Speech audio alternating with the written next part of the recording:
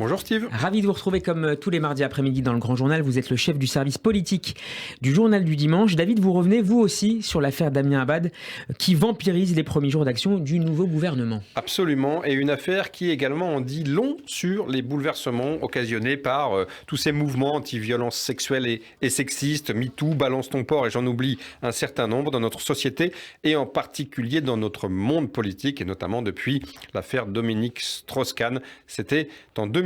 Alors, on va pas du tout rentrer ici dans les détails du dossier, parce que c'est d'abord l'affaire de la justice qui doit examiner les faits. Rappelons juste que Damien Abad, qui était jusqu'ici patron du groupe LR à l'Assemblée nationale, patron des députés LR, et qui vient de faire son entrée au gouvernement, est accusé par 2 femmes d'agression et même de viol. Lui dément les faits. Alors, je le disais, on ne se prononce pas sur le fond. En revanche, ce qu'on constate, c'est que cette affaire vient percuter violemment le gouvernement, la Macronie et le monde politique, et ce, finalement, avant même l'entrée en lice, l'entrée en jeu du nouveau gouvernement, puisque je rappelle que le premier conseil des ministres de Madame Elisabeth Borne a eu lieu lundi et que l'affaire est sortie samedi. Donc ça n'a vraiment pas tardé pour Damien Abad. Oui, ça n'a pas tardé. À peine était-il nommé que le site d'information Mediapart publiait cette affaire. Je le disais, 2 témoignages de femmes qui l'accusent ainsi que le démenti de l'intéressé.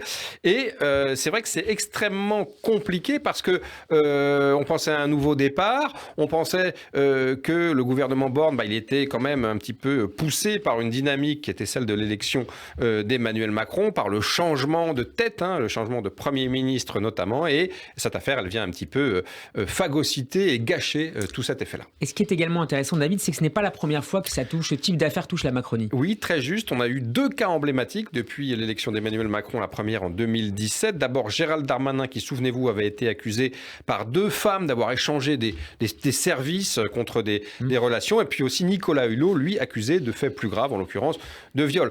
Il faut dire que sur le plan judiciaire, aucune de ces affaires n'avait prospéré, ce qui avait permis à Emmanuel Macron de conserver ses 2 ministres au gouvernement.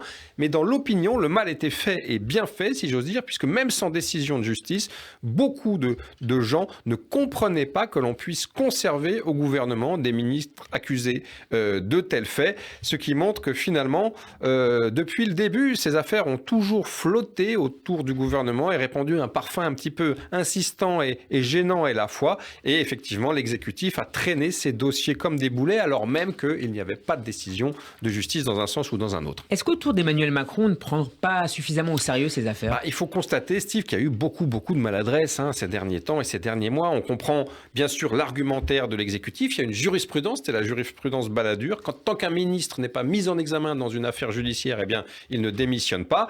Et donc là, c'était un petit peu le même esprit. Sans décision de justice, un ministre reste au gouvernement. Et c'est vrai qu'on ne peut pas démettre uniquement quelqu'un sur la foi d'une accusation qui n'a pas été examinée par la justice. Ça serait trop facile. Mais tout de même, Emmanuel Macron, il faut le dire, il a semblé un petit peu insensible sur ces dossiers. Un exemple, le président est d'une sérénité de marbre. C'est ce que nous expliquait un conseiller du président pendant l'affaire Hulot.